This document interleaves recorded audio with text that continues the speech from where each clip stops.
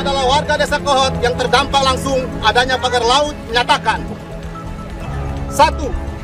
Kami sangat kecewa Bareskrim Mabes Polri. Bareskrim ini tidak pernah merilis pelaku keempat tersangka ini ke media, ke publik, tidak pernah mempublikasikan. Dia Pak, bisa tersangka Pak, gimana Pak pemeriksaan hari ini Pak? Pemeriksaan hari ini Pak. Polisi menangguhkan penahanan 4 tersangka kasus dugaan pemalsuan dokumen terkait pagar laut di Desa Kohot, Kabupaten Tangerang, Banten. Keempat tersangka itu adalah Arsin selaku Kepala Desa Kohot, Ujang Karta selaku Sekretaris Desa Kohot, dan 2 penerima kuasa dari Desa Kohot. Polisi menyebut penangguhan ini diambil karena sudah habisnya masa penahanan. Penyidik menangguhkan penahanan 4 tersangka sebelum 24 April 2025. Sebab pada tanggal itu masa penahanan keempat tersangka sudah habis, kata Direktur Tindak Pidana Umum Bareskrim Polri Brigjen Juhandani Raharjo Puro dalam keterangannya pada Kompas TV. Berlarut-larutnya penanganan kasus ini karena polisi dan jaksa belum sepakat terhadap jenis tindak pidana yang dilakukan dalam kasus pagar laut. Jaksa menilai kasus pagar laut adalah kasus korupsi.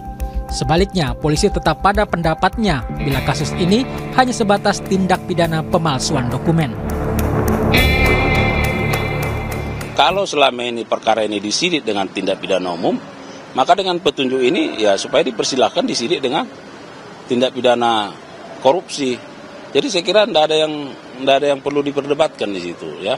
Jadi misalnya kalau dikirim lagi dengan tindak pidana umum kan sudah ada petunjuk JPU supaya disidik dengan tindak pidana korupsi kan. Karena beban pembuktian itu ada pada penuntut umum. Ketua Riset dan Advokasi LBH AP PP Muhammadiyah Gufroni mengaku kecewa dengan proses hukum kasus pagar laut di Desa Kohot, Kabupaten Tangerang. Sebagai pihak yang pertama kali melaporkan kasus ini ke Bareskrim, optimisme yang awalnya muncul kini telah sirna.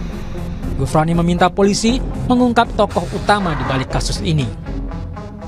Penyidik harus juga mengungkap ini secara terang, ya sebenarnya siapa aktor intelektual di balik kasus pemalsuan HGB yang sebetulnya kita sudah mengetahui bahwa HGB itu dimiliki atas nama perusahaan ya atau anak perusahaannya Agung Sedai Group, sehingga semestinya harus gerak cepat Mabes Polri untuk menangkap berkas, bukan kemudian melakukan penahanan dengan alasan bahwa masa penahanan sudah habis.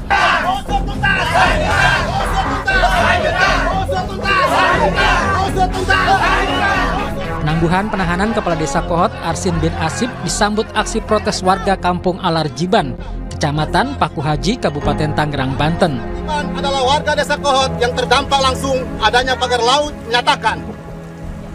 1. Kami sangat kecewa Bareskrim Mabes Polri. Warga kecewa terhadap keputusan Bareskrim Polri itu. Kuasa hukum warga menyebut polisi tidak transparan dalam mengungkap kasus ini. Bareskrim ini tidak pernah merilis pelaku keempat tersangka ini ke media, ke publik, tidak pernah mempublikasikan. 4 tersangkanya ini di mana, ditahannya di mana, di rutan Bareskrim atau di rutan lain, atau bahkan bukan di rutan tapi dengan pengawalan yang ketat. Apakah di tempat itu? Meski penahanan ditangguhkan, proses penyidikan harus tetap berjalan dengan membuka seluruh fakta termasuk kemungkinan adanya kerugian negara akibat kasus tersebut.